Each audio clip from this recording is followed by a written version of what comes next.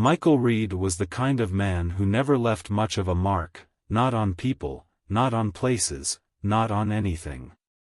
In a world driven by social media, where everyone broadcast their lives like an ongoing commercial, Michael managed to exist quietly, in the periphery, unnoticed. He was difficult to find any real information on. Not because he was secretive or mysterious in any deliberate way, but because he simply didn't leave anything behind worth remembering, or at least that's how people treated him. He lived in a small, nondescript apartment in a mid-sized city in the Midwest, the kind of place where nobody remembered your name unless they needed something. People in his life came and went, often only reappearing when it was convenient for them, whether they needed a favor, an ear to listen to their troubles, or just a buffer against their own loneliness. Michael was that guy, the convenient friend, the one who was easy to overlook when things were going well but even easier to call when you didn't want to be alone. He worked an unremarkable job at a local hardware store, stacking shelves and answering the same mundane questions day in and day out. No one at the store cared to know him beyond his function. His co-workers were friendly enough, but no real connection ever formed.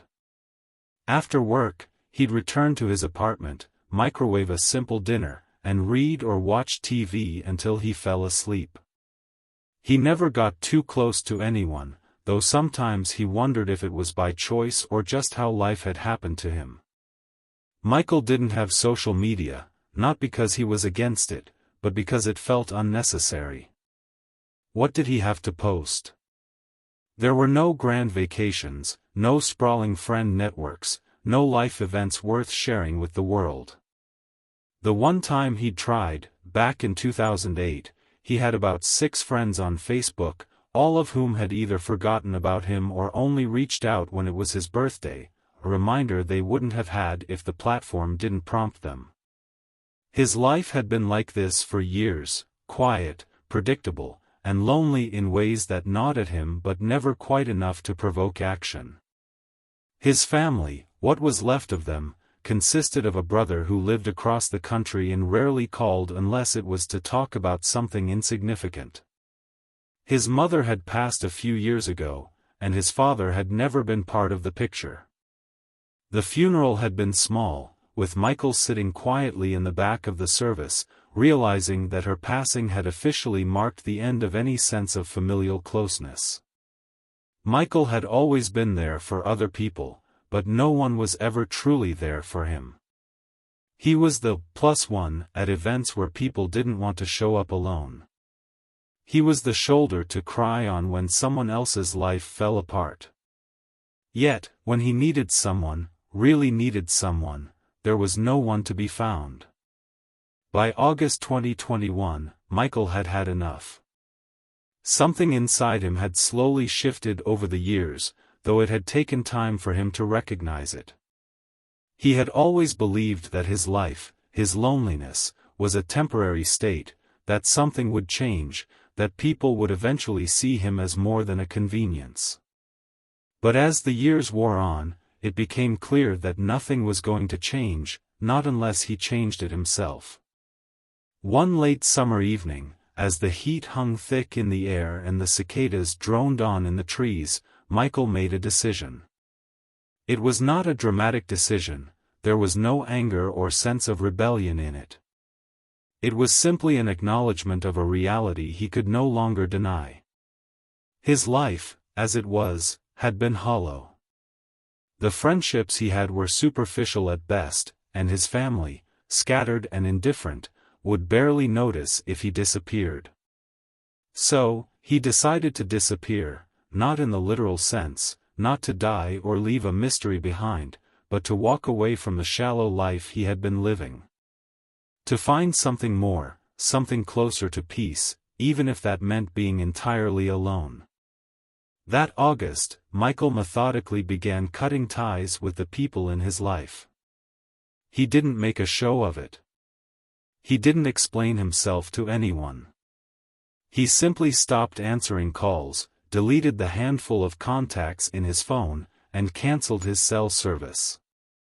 The few friends who still occasionally reached out eventually gave up when their texts went unanswered, and his brother, always too busy with his own life, never even noticed the silence. Michael closed his bank account, packed his meager belongings into his old pickup truck, and left the Midwest. He didn't have a specific destination in mind, just a vague idea of where he might find peace. Somewhere quiet, somewhere far away from the life he had known. He drove west, passing through small towns and open plains, the miles stretching out behind him as the weight of his former life lifted with each passing day. Eventually, he found a place in the high desert, somewhere in the wide, lonely spaces of the American West. It was the kind of place where people didn't ask too many questions, where no one cared about your past or why you were there. The land was harsh and beautiful, with endless skies and jagged mountains that made him feel small in the best possible way.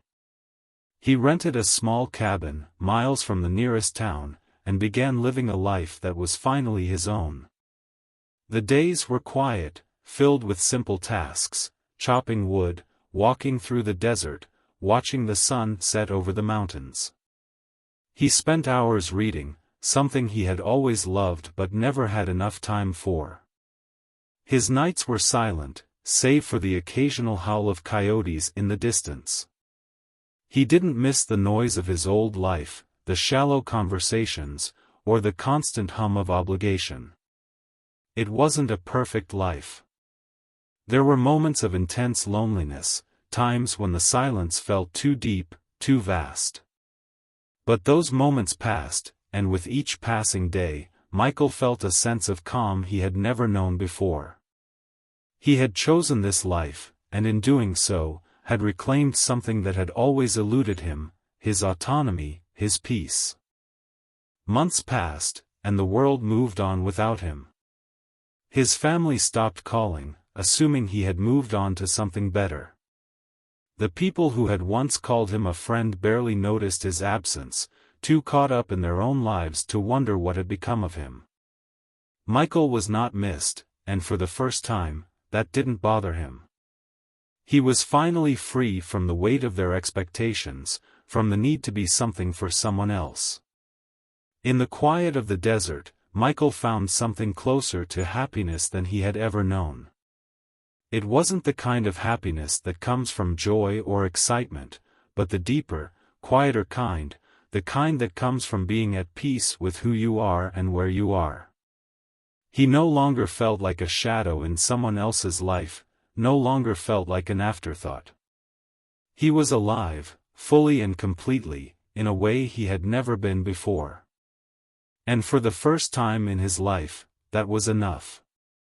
The world outside his desert sanctuary continued to spin, full of people who would never know or care about the man they had once taken for granted. But Michael didn't need them anymore. He had found something far more precious, the ability to live on his own terms, quietly and peacefully, in the vast emptiness of the West. And in the end, that was all he had ever truly wanted.